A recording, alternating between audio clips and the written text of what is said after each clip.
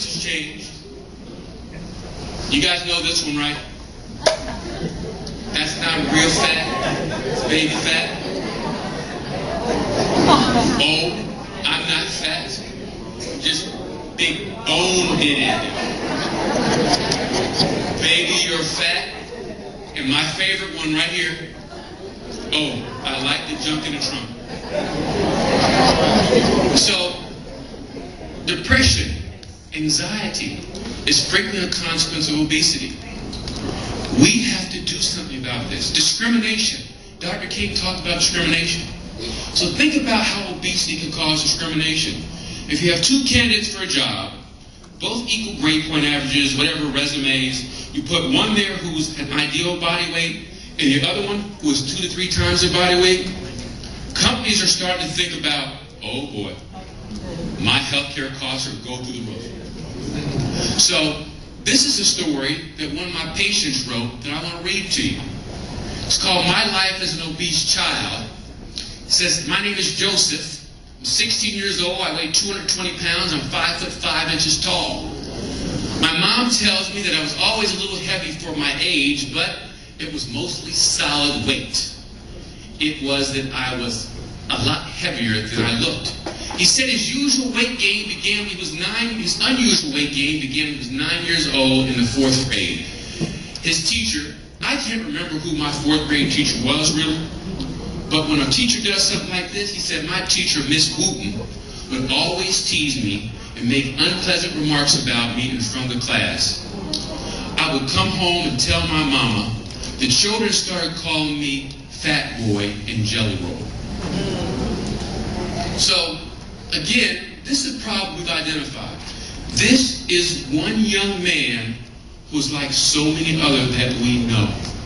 So many other young women and men. So now we've got what this problem is. We got to do something about it. Each one of us, like Dr. King says, each one of us needs to be part of the solution. So here we go. We're going to roll into the story. How to become part of the answer. Tale of two athletes.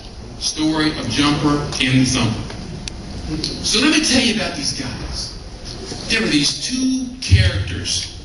They were larger-than-life characters, and they met when they were about 18 or so years old. One's name was Jumper, the other was a Thumper, and they were best friends. And they grew up in different places in different ways. You know, Jumper grew up in the country, and I'm 6'4", so Jumper is about, I guess, 6'2". When he graduated from high school, he was 155 pounds. He grew up in the country. They call him the Jumper because, as you can see, he could jump. In fact, he could jump so high in high school, he could jump up and he could grab the money off the top of the backboard. Now, his friend, on the other hand, when he was 18 years old, he was about the same height, but he weighed 315 pounds. He was twice the size of his dear friend. And he grew up, as you can tell, in the Bay Area, in San Francisco. He left his heart in San Francisco, but you can see back then, he didn't leave any food. And these guys met when they were freshmen at the University of Arizona. One was on the football team, the other was on the track team. And they were the best of friends. The Jumper jumped his way into the record books. And the Thumper realized his dream. Any young man who's ever played football dreams that day we get to play for pay on Sunday. And his friend, the Jumper, realized one of his dreams. In 1985, the same time his friend got drafted into the NFL, he gets to go to medical school. And here is the real-life picture of Thumper. Now, there's some people on here that, if you guys were here before, you would know some people, but where is that guy? Our MC's up here somewhere. Ron Johnson. What was Ron Johnson's number?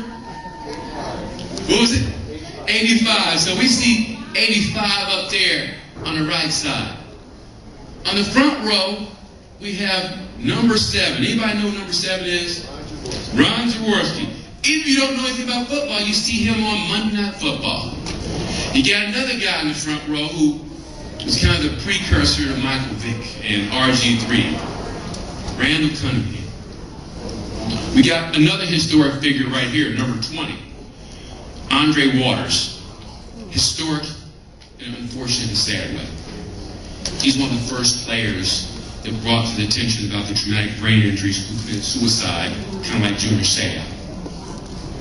We go up there and we see kind of near the top this guy with his big head and smile on his face, the only player to have his number retired from 2 professional teams. The Green Bay Packers, Philadelphia Eagles. Reggie White, called Minister of Defense. And unfortunately, Mr. White may have died from complication of obesity as well with sleep apnea. We got some coaches, including the Super Bowl coach from last year, who was he your coach? Was he wide receivers coach? We got Tom Coughlin up there. So there's a whole host of folks in this picture, including the Thumper. So these guys were friends for life. And as you can see, the big boy could eat. And he could eat, and he could eat, and he could eat. But the thing about it, even though he could eat, he was still so fast on his feet. His friends and family were always very concerned about him. His teammates were concerned about him as well. But he always said, hey, don't worry about me. I'm a growing boy. So time moves on. And some changes happen in each of these guys' lives. In the jumper's life in 1991, he had a new inspiration come into his life. It was a baby girl who was surrounded by her friends who helped to inspire him with more hope and dreams and inspiration. But at the same time, inspiration was taken away from the Thumper. You see, the Thumper had a big brother who was a superstar in his own right. And he was several years older than his little brother, and he went to this school in San Francisco called Galileo High School. His name was Marky Del Crane.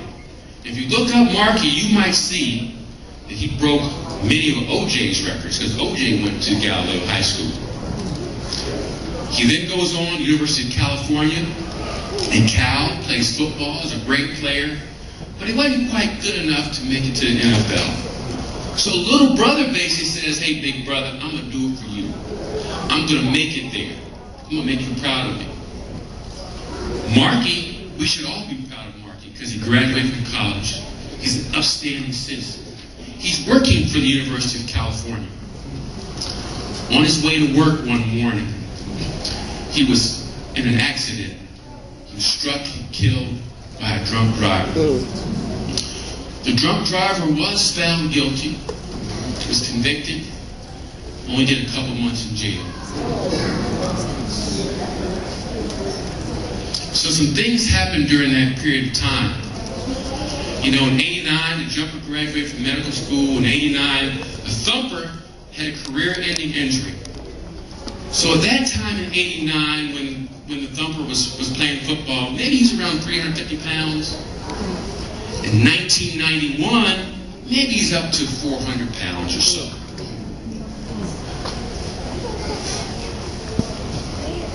In 1994, Jumper opened his own practice.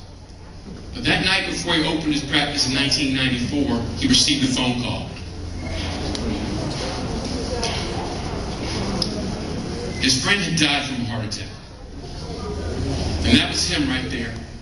Joe Lynn Drake, born May 28, 1963. He departed this world September 24, 1994. You see, he made it to his hometown team. He did play for a year with the San Francisco Giants. And I believe what happened after his brother died, his big brother died, who was 400 pounds, he turned to the thing that comforted him the most. That was food. So in that period of time, from 1991 to 1994, he went up to over 500 pounds. And if you look him up, if you Google him, you'll see that he is the heaviest player to ever die from complications of obesity in the National Football League. Here's his obituary. And for those of you who say that this story gets old, it doesn't get old. Because those who loved him, those who continue to love him, have to feel and deal with that pain every day. So young children and parents, that's what this is about. We've got to do something about it today. How we eat, how we exercise. Mothers, grandmothers, and aunts, we got to take control of this as well to help to make sure our children are eating the right way. If they say, oh, I don't like this, I guess that means you're not going to eat today. So, as we introduce these people, as you can see, my friend in the bumper is Joe Drake, and that's me, I'm the jumper. I'm sure you guys knew that already. So, the story gets started here. We have to battle, each of us, in doing things. Again, it started that day. And then after talking, this little girl named Jasmine came up to us and asked us about what we could do to help her. That's where we decided to write this story, The Tale of Two Athletes, the story of Jumper and Thumper, based upon the story you guys heard here today. And there it is. It all started out of inspiration. Thanks, guys.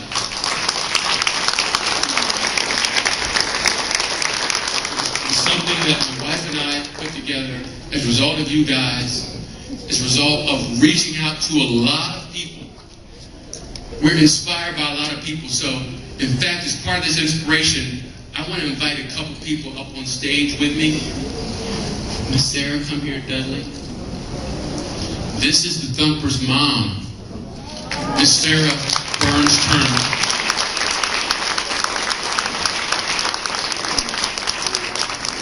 Who is part of my love and inspiration, and this is the Thumper's little brother, Dudley. And they also came down, and they were very much an important part of bringing this story to life, because they know the pain that we all went through with this story. And so, again, we have to do things. You don't have to be a professor, a lecturer, an author, a speaker in order to do things. We can all do something day by day. Like in this room, I see there's probably a lot of coaches who could coach a basketball team, a baseball team, and so forth. I joined Kaiser Permanente, and Kaiser Permanente has also helped to embrace my message. And they put me involved with a project this past year, Away the Nation. I'm sure some of you guys have seen it. And so each day, each of us has responsibility to do something different, to help to change the life of a child. You know, find a way to incorporate weather in your life. Do something other than playing video games. Go skating outside. Go run the parks and fields, or go jogging on the beach. That was a rare snow day in Atlanta. And so, these are some important measures that the American Academy of Pediatrics has in place that all folks should be familiar with. Identify children who are at risk. And you don't have to do anything scientific. You can look and tell. We need to do something about it. BMI should be checked every year. Encourage and promote healthy eating and living. Encourage physical activity, especially unstructured free play. Just let kids get outside, jump and run, and you know how little kids 3 years old, they're turning, you're like, how do they get all this energy? Let them do it, don't stop them. Monitor and treat obesity and its complications, and again, multi-system advocacy. That's what today is about. Multiple agencies coming together to do something about it. Public, private, and the community. And so, again, this is a problem that we all have to do something about. If Dr. King was alive, he would be championing this, because disproportionately, this affects minority and underserved populations. This will be the first generation that does not outlive their parents if we don't do something about it. It's a problem that we have to do something about it today. And just remember my friend and their son and brother, Joe Drake. and keep any other child in mind who struggles with this. Thank you very much.